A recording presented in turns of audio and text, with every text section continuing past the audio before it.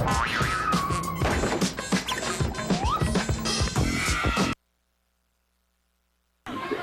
my love, love's going to leave.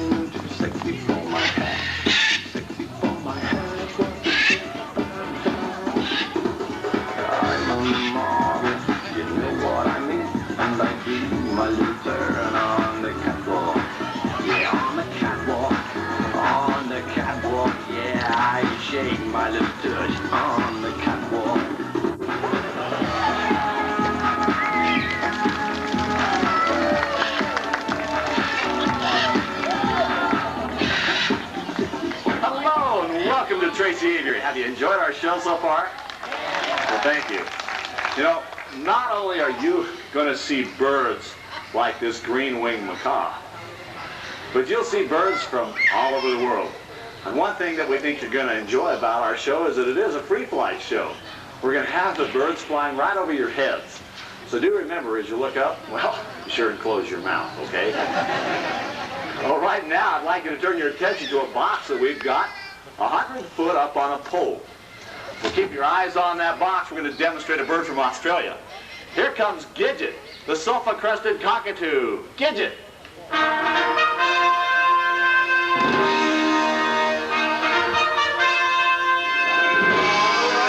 she goes. Where are you going, Gidget?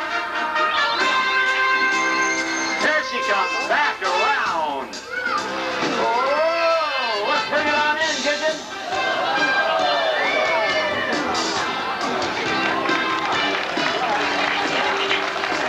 Gidget, take a bow. You take a bow, there we go. Well, Gidget, I understand that a lot of birds and animals are becoming rare today. Is that true? Well, that's sad.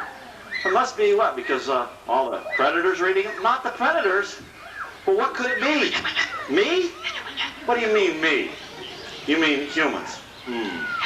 That must be because we're using so much of the land, we're just not leaving enough for the birds and animals. Oh, that's sad. So what you're telling us is it wouldn't do any good to get rid of the predators. Is that what you're saying, Gidget? Would it do us any good to get rid of the predators? No.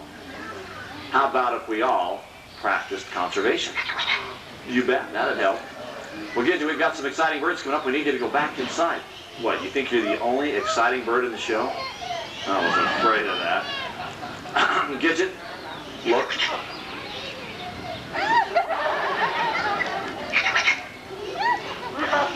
Our next bird's a great horned owl.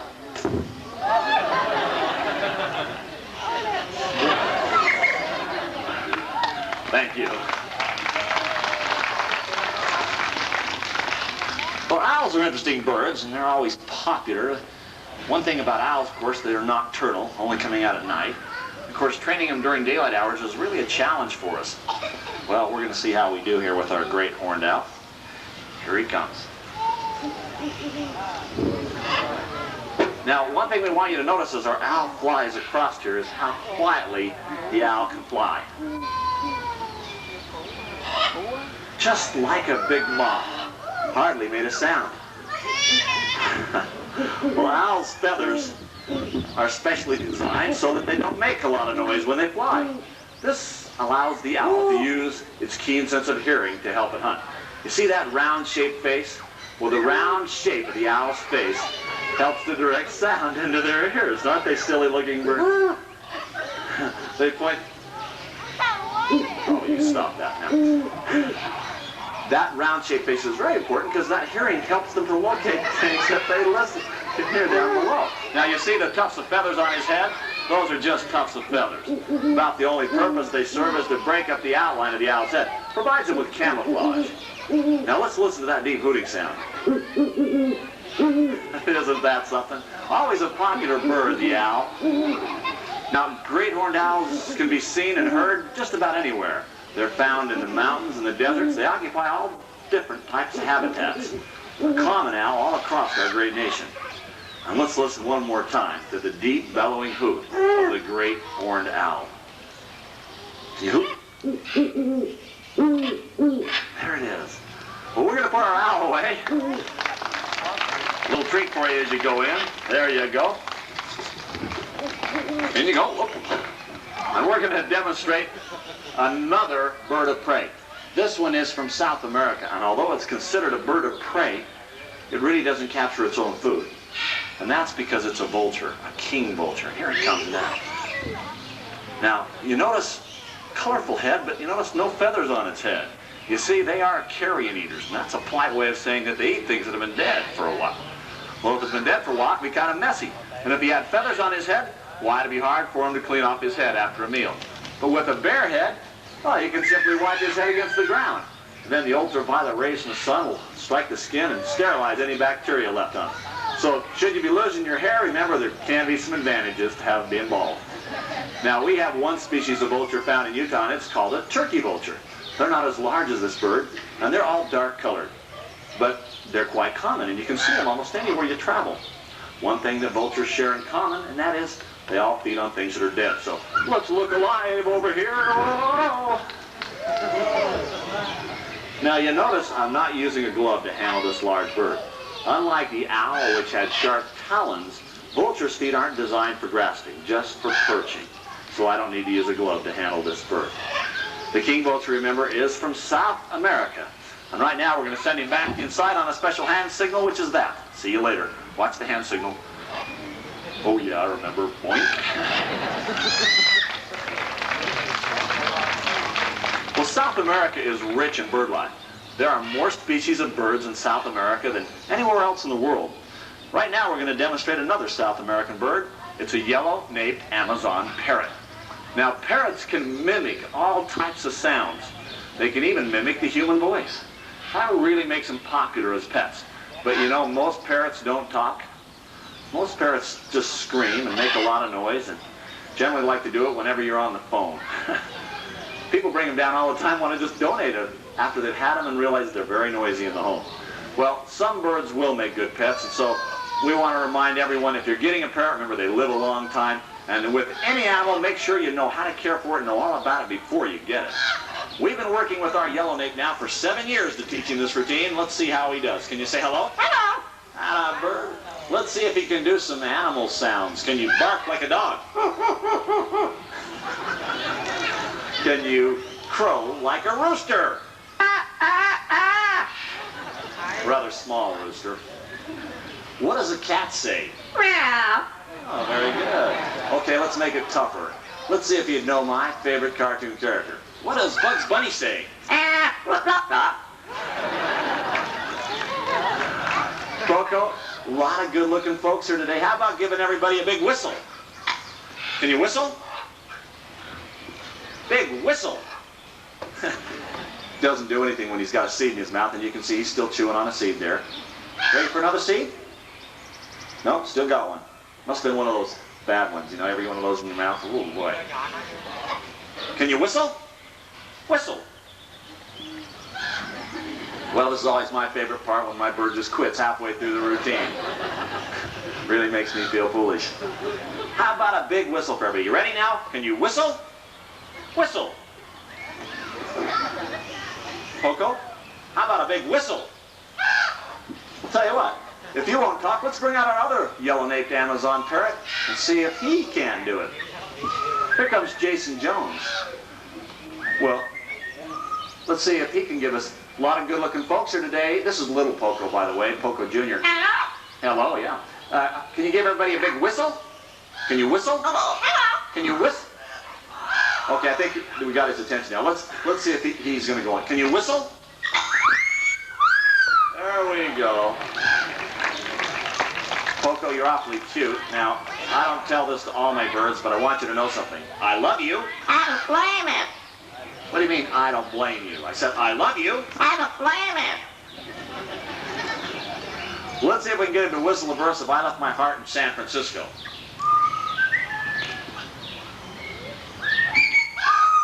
Can you whistle I Left My Heart in San Francisco?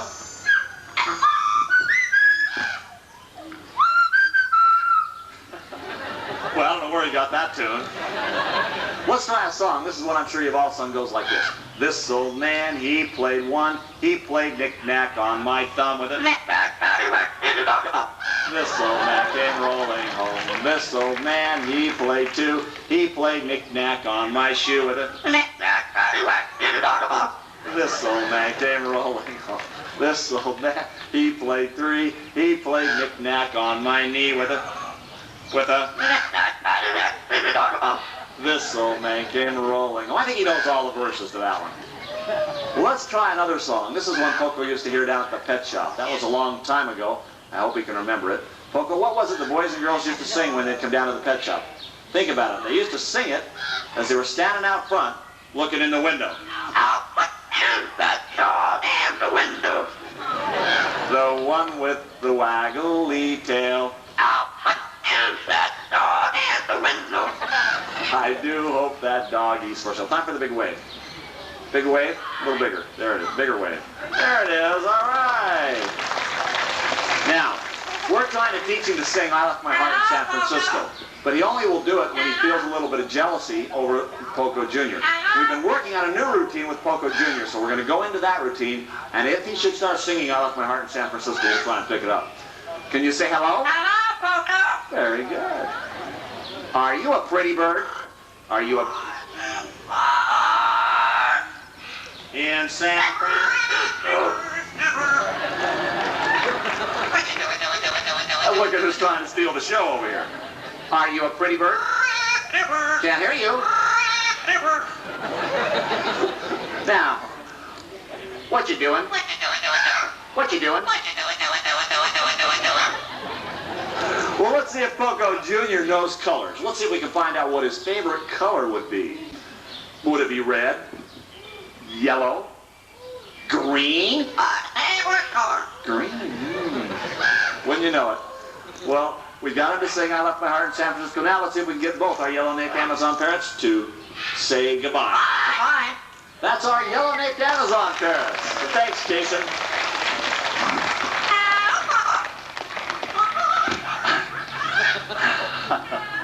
Yellow-naped Amazon parrots live in the tropical rainforest, which brings up a rather sad story. You see, the tropical rainforests of the world used to cover an area as large as the United States.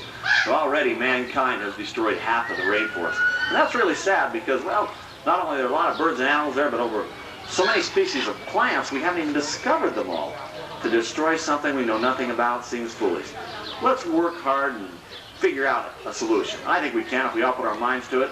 You know, one thing we can all do individually is practice conservation. And if we're all concerned about the environment, well, it certainly will make a difference. Well, right now we're going to send our little Severe Macabre back inside. You ready to go back inside for us? Back inside you go. See you later. And we'll have you turn your attention to our box, 100 foot up on the pole. Now this is an exciting part of the show because we're going to demonstrate a red-tailed hawk. Now our red-tailed hawk will be coming into the amphitheater at around 60 miles an hour. Keep your eyes on the box. Here he comes.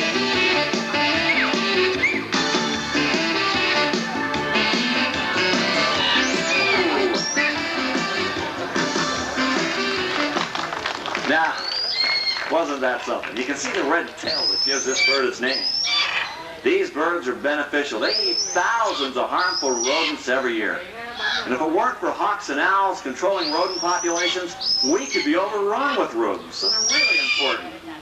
Now, the red-tail is found all across North America. It is our most common large hawk. And that is the call of the red-tail.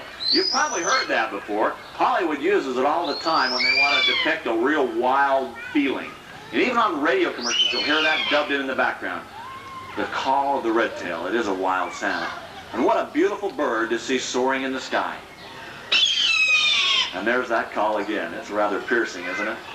Well, watch for red-tails whenever you travel. Right now, we're going to show you some large birds you might see if you were to visit the Great Salt Lake. Here comes my talented assistant, Jason Jones, to tell you all about it. Pick it up, Jason. Well, shake it up, baby, now. Shake it up, baby. Twist and shout.